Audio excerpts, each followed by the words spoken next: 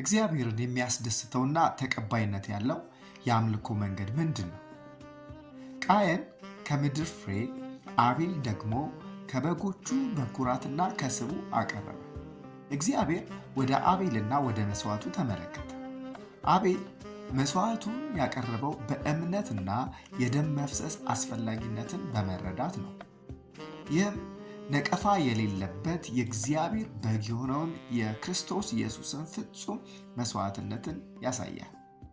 የሰው ልጅ ወደ እግዚአብሔር መቅረብ የሚችለው በገዛ ስራው ሳይሆን በፈሰሰው በክርስቶስ ኢየሱስ ደም ብቻ ነው።